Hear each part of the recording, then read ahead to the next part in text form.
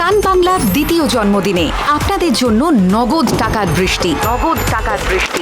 সত্যি বলছেন? হ্যাঁ, আবার শুরু হচ্ছে সান বাংলা দেখুন আর বাড়িতে বসে নগদ টাকা জিতুন কন্টেস্ট। 8ই ফেব্রুয়ারি থেকে রোজ সন্ধে 6টা থেকে রাত 10টা দেখতে থাকুন সান বাংলা। প্রতি এপিসোডে সহজ প্রশ্নের সঠিক উত্তর দিন আর প্রত্যেক সঠিক উত্তরের সঙ্গে জিততে পারেন ক্যাশ। কেমন লাগছে? ভালো।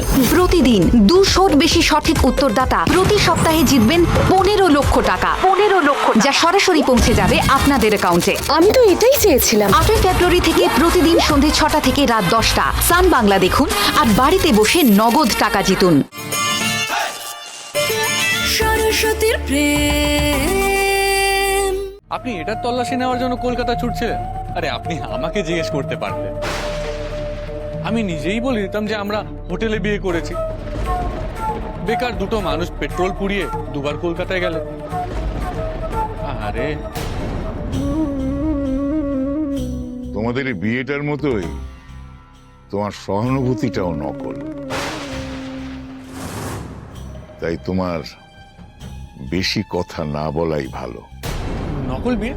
আচ্ছা, আপনি কি দিয়ে বিচার করলেন যে আমাদের বিয়েটা নকল? সিঁদুর, শাখা, পলা, মালা সবই তো ছিল। এমনকি হোটেলের রিসেপশনে গণেশের মূর্তিও ছিল। ফায়ার অ্যালার্মটা যদি না থাকতো না, দেশলাই জ্বালিয়ে অগ্নিদেবকে সাক্ষীও রাখতাম।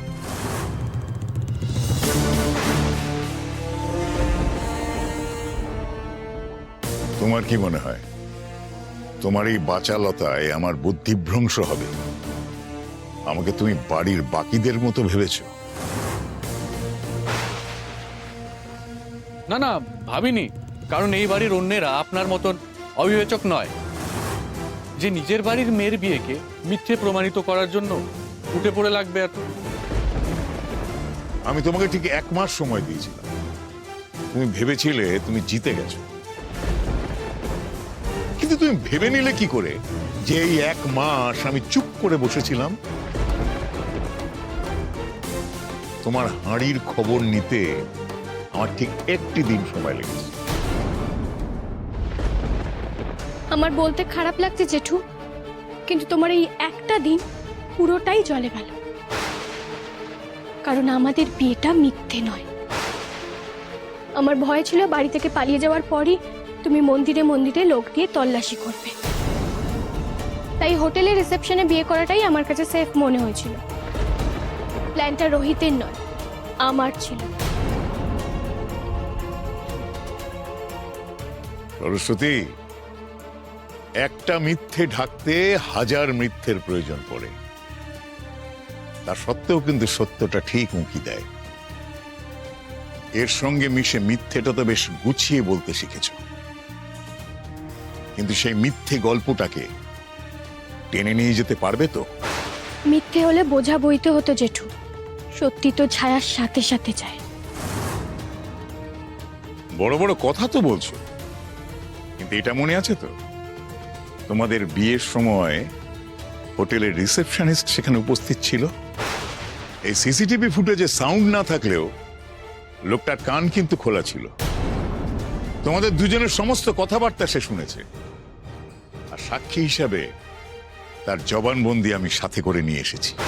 মানুষ তো কত কথাই বলে, বললেই কি সেটা সত্যি হয়ে যায় নাকি? সেদিন ওই রিসেপশনিস্টের সাথে আমাদের একটু কথা কাটাকাটি হয়ে গেছিল, তাই হয়তো রাগের চোটেও বলে দিল যে তোমার স্মৃতিতে সিঁদুরের পরিবর্তে ও লাল আবির পরিয়ে দিয়েছে। আসলে ব্যাপারটা এবার আশা করি বুঝতে পারছো কেন গোটা বাড়িটা আমি ফাঁকা করেছি। তোমার কর্মফলটা তোমাকে বুঝিয়ে দেবার জন্য।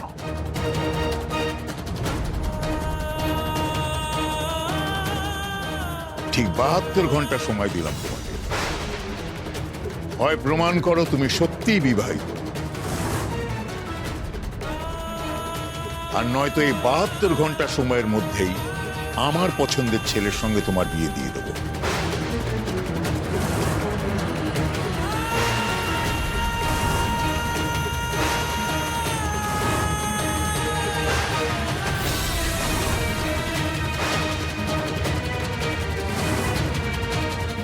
আর এই বিয়ের ইভেন্টের দায়িত্বে থাকবে তুমি। চিন্তা নেই, অনেক টাকা পাবে।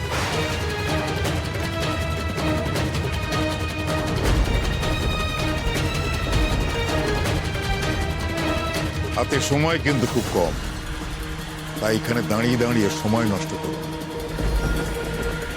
এ বাড়ির বিয়ে কিন্তু কোনো সত্যনারায়ণের পুজো নয়, সব আয়োজন সারতে অনেক সময় লাগে। আমি কিন্তু ঠিক 72 ঘন্টার মধ্যে সরস্বতীর বিয়ে দেব। আমাদের সমাজে এখনো বহু বিবাহ আইনত স্বীকৃতি পায়নি জেঠু। ঠিক যেভাবে তোমাদের মিথ্যে বিয়েটাও এখনো আইনত স্বীকৃতি পায়নি। আর তোমাদের মিথ্যে বিয়েটা সত্যি প্রমাণ করার চেষ্টার সাথে সাথে সরস্বতীর বিয়ের আয়োজনটাও কিন্তু করতে শুরু করে দিও। আর এটাই হলো তোমার অভিনয়ের শাস্তি। আর অগ্রিম কত টাকা লাগবে সেটা হিসেব করে ভীমাকে জানিয়ে দিও, ও দিয়ে দেবে। আমি জানি না জেঠু তোমাকে কে কি বলেছে, তবে আজ তোমাকে আমি একটা কথা বলতে চাই। এইসব শাখা পলা মালা সিঁদুর এই সবই হলো সামাজিক নিয়ম আচারের চিহ্ন। বিয়ে হলেই মেয়েরা এসব পরে, আর এর থেকেই বোঝা যায় মেয়েটা বিবাহিত। আর যদি কোনো বিবাহিত মেয়ে এসব নাও পড়ে, তাহলে কিন্তু তার বিয়েটা মিথ্যে হয়ে যায়।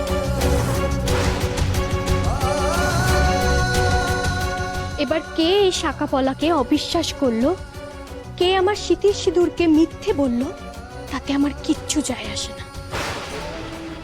কারণ আমি মন থেকে মেনে নিয়েছি রোহিত আমার স্বামী।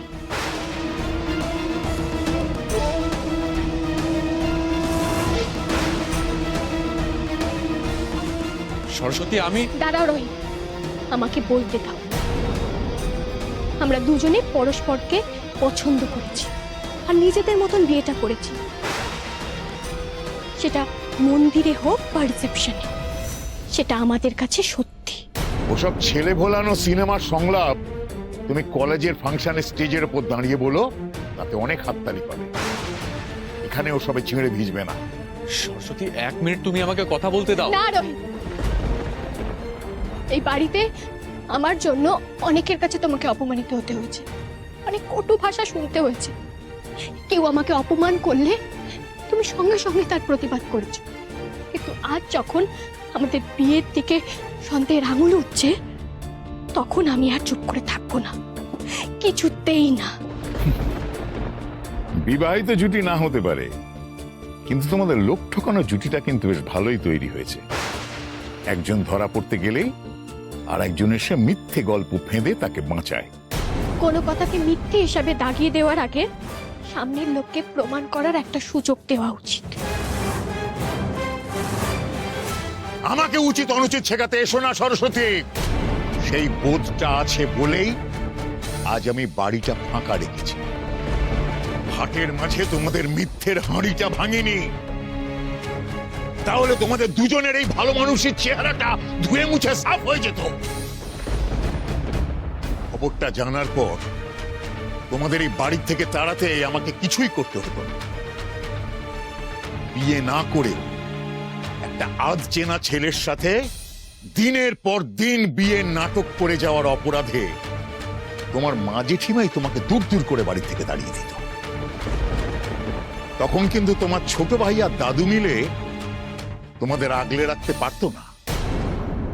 আর দেখো, দিনের পর দিন ওদের ইমোশন নিয়ে খেলা করার জন্য ওরা দুজন হয়তো তোমাদের দিক থেকে মুখ ঘুরিয়ে নিত।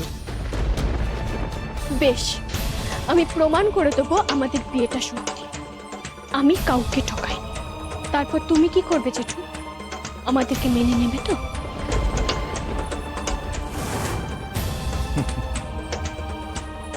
মিথ্যেকে কখনো সত্যি প্রমাণ করা যায় না। দেখো চেষ্টা করো। চলে এসো রোহিত।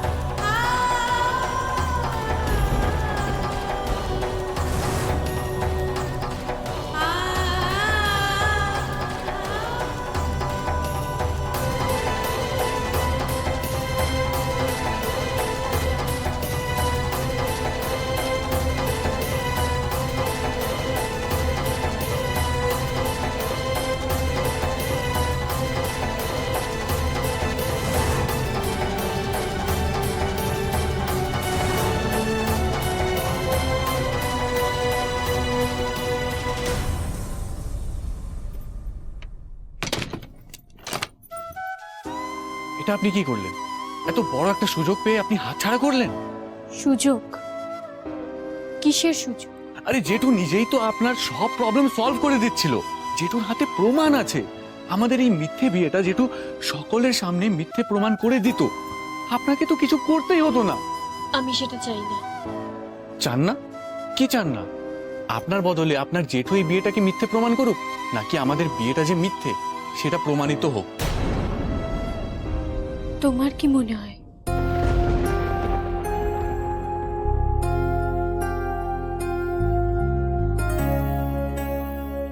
আমার কি মনে হচ্ছে সেটা এখানে জরুরি না। এখানে জরুরি হচ্ছে আপনি আরেকটা ঐতিহাসিক ভুল করতে যাচ্ছেন। দেখুন, এখনো সময় আছে। আর একটা ব্যাপার বুঝুন, যেহেতু যখন নিজেই আপনার বিয়ে করানোর বন্দোবস্ত করতে চাইছেন, তার মানে বাড়ির লোকজনকে বোঝানোর দায়িত্বটাও জেঠুই নিত। আর তাতে কি লাভ হতো? কি লাভ হতো মানে? আরে পুরোটাই তো লাভ হতো। শেষে তো এক না একদিন আমাদেরকে আমাদের বিয়েটা মিথ্যে প্রমাণ করতেই হতো। এই দেখুন না, কয়েকদিন আগেই তো আপনি দুশ্চিন্তা করছিলেন, বলছিলেন না যে আমাদের এই মিথ্যে বিয়েটা আমরা মিথ্যে প্রমাণ করব কি করে। তা আজ যখন নিজের থেকে সেই সুযোগটা এসেছে, তো কেন আপনি শুধু শুধু মিথ্যেটাকে সত্যি প্রমাণ করার চেষ্টা করছেন? ভুলে যেও না রোহিত, এ বাড়িতে জেঠু, বাবা, কাকু ছাড়াও আরো অনেক মানুষ আছে। ওদের কাছে এই মিথ্যেটা কতখানি সত্যি হয়ে উঠেছে সেটা বুঝতে পারো আশা করি। এই মুহূর্তে এতটা ইমোশনাল হলে চলবে না ম্যাডাম। একটু লজিক্যাল ভাবনা চিন্তা করুন। না রোহিত, এটা ইমোশনাল হওয়ারই সময়। জেঠু তো একটা কথা ঠিকই বলেছে, আমরা প্রত্যেকবার নিজেদেরকে সত্যি প্রমাণ করার জন্য এবারের প্রত্যেকটা মানুষের ইমোশন নিয়ে খেলা করি। আর আজ যখন জেঠু দায়িত্ব কাঁধে তুলে নিচ্ছে, তখন আমি আবারও তাদেরকে আঘাত দিয়ে নিজের সমস্যার সমাধান করতে চাই না। জেঠুকে মিথ্যে প্রমাণ করার ফলাফল কি হবে আপনি বুঝতে পারছেন সেটা? না, আমি শুধু বিয়েটাকে মিথ্যে প্রমাণ করার ফলাফলটা নিয়ে ভাবছি। এর আগের বারের ভুলের জন্য আমার দিদি আমার দিক থেকে মুখ ফিরিয়ে নিয়েছিল, আর তাতেই আমার পায়ের তলার মাটি সরে গেছিল। সেই এক ভুল আমি আর করব না।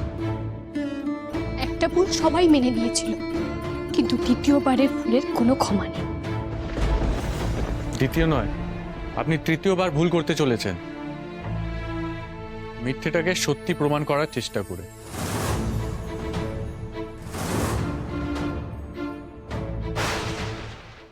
এটা এর আগের সব ভুলগুলোর থেকে অনেক বেশি বড় ভুল।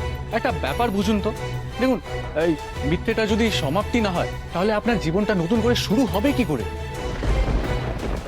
আমি আর কোনো শুরু করতে চাই না। আরে ম্যাডাম, পাগলামো করছেন কেন?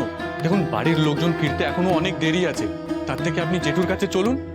এতদূর যখন কথা জানাজানি হয়ে গেছে, তখন সত্যিটা গিয়ে স্বীকার করে নিন না। দেখুন, জেঠু নিজে দাঁড়িয়ে থেকে আপনার বিয়ে দিলে সবাই ঠিক মেনে নেবে। আর তারপরে? তারপর আবার কি? তারপর আপনি 3-4 দিন মুখ বুজে সবার কথা সহ্য করবেন। দেখবেন তারপর সবকিছু নতুন করে শুরু হচ্ছে, আর সবকিছু রক্ষাও পাচ্ছে। আর তারপর চুক্তি অনুযায়ী আমাদের ডিল যততে হয়েছিল, তাতে না হয় আপনি 1/3 আমায় দেবেন। আমি অন্য ছেলেকে বিয়ে করতে পারবো না। কেন পারবেন না? এই বাড়িতে তো বড়দের পছন্দ করা পাত্রের সাথে তো মেয়েরা বিয়ে করে। আর এমন কি, এতদিনে যদি যমুনাদির পাবেলকে পছন্দ না হতো, আপনার হানিমুনও সারা হয়ে যেত। আমার হানিমুন নিয়ে তোমার এত চিন্তা কেন বলো তো? না না, চিন্তা আপনার হানিমুন নিয়ে নয়, চিন্তা আপনার জীবন নিয়ে। দেখুন, জেঠুর প্রপোজালটা যদি আপনি মেনে নিতেন, তাহলে কিন্তু আপনার জীবনটা নিশ্চিত হয়ে যেত। বললাম তো পারবো না। কেন এক কথা বারবার বলছো? কেন পারবেন না আমি সেটাই তো বুঝতে পারছি না। আরে আপনি তো সবকিছু ঠিক করতে চেয়েছেন, তাহলে তাহলে পারবেন না কেন? কেন পারবো না সেটা বুঝতে পারছো না?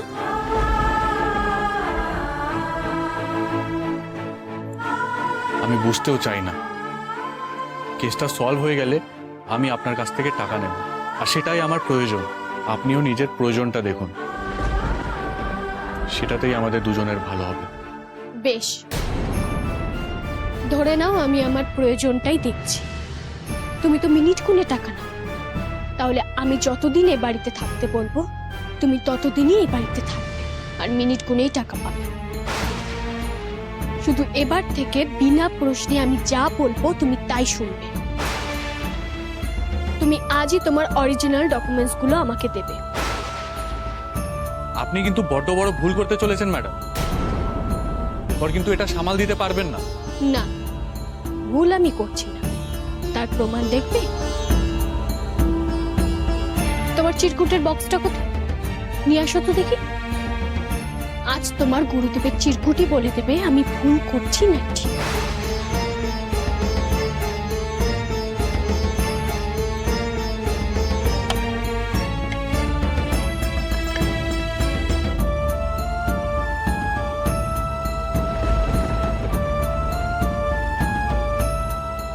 যদি হ্যাঁ ওঠে তাহলে বুঝতে হবে আমি ভুল করছি, আর যদি না ওঠে তাহলে বুঝতে হবে যে আমি ভুল করছি না।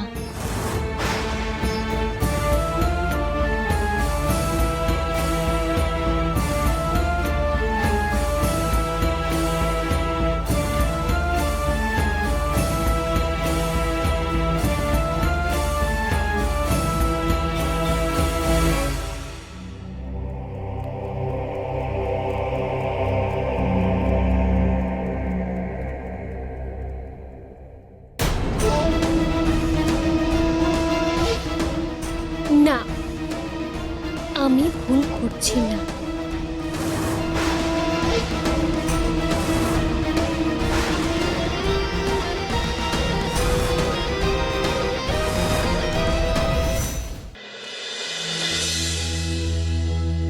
জেঠু যখন লাল আবিরের কথা বলেছে তখন নিশ্চয়ই হাওয়ায় কথা ছুটছে না। জেঠুর কাছে নিশ্চয়ই প্রমাণ আছে। নিশ্চয়ই আছে। জেঠু আর ভীমাদা যখন কলকাতায় গেছিল তখনই আমি বুঝেছিলাম কিছু না কিছু প্রমাণ হাতে নিয়ে ঠিক ফিরবে, আর আমি সেটা তোমাকে বলেও ছিলাম। অদ্ভুত তো, আপনি যখন জানেন যে জেঠুর হাতে প্রমাণ আছে তাহলে জেঠুকে চ্যালেঞ্জ ছুড়ে এলেন কেন? আপনি কি পারবেন জেঠুর হাতে থাকা প্রমাণগুলোকে মিথ্যে প্রমাণ করতে? পারবেন। আচ্ছা, মেনে নিলাম তর্কের খাতিরে আপনি মিথ্যেটাকে সত্যি প্রমাণ করে দিলেন, কিন্তু তারপর কি করবেন? দেখুন, আমি নানা অছিলায় জেঠুর থেকে এখানে থাকার মেয়াদ বাড়িয়েছি, তার মধ্যে সবকটা কাজ করে নেওয়ার একটা পরিকল্পনাও করেছি। আপনি কিন্তু পুরোটা ঘেটে দিচ্ছেন। না, এবার ঘেটে যাওয়া বিষয়গুলোকে সোজা করার সময় এসেছে। এভাবে হয়তো আপনি মিথ্যেটা আর একটা মিথ্যে দিয়ে সত্যি বানাবেন। তারপর একটা সময় তো এখানে থাকার মেয়াদ ফুরোবে, তখন কি করবেন?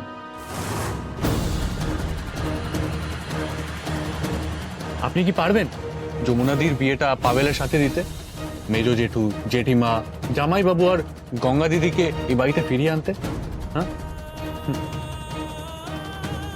পারবেন না। আপনি হয়তো এই মিথ্যেটা সত্যি প্রমাণ করে একটা যুদ্ধে নিজের জেঠুকে হারিয়ে নিজে জিততে পারেন, কিন্তু সাময়িক একটা জয়ের জন্য আপনার এতদিনের পরিশ্রম কেমন পণ্ড হয়ে যাবে সেটা আপনি ভাবছেন। তাহলে তুমি আমাকে কি করতে বলছো রোহিত? কিচ্ছু না, শুধু জেঠু যে কথাগুলো আপনাকে বলছে সেগুলোকে স্বীকার করে নিয়ে নতুন জীবনের দিকে পা বাড়ান।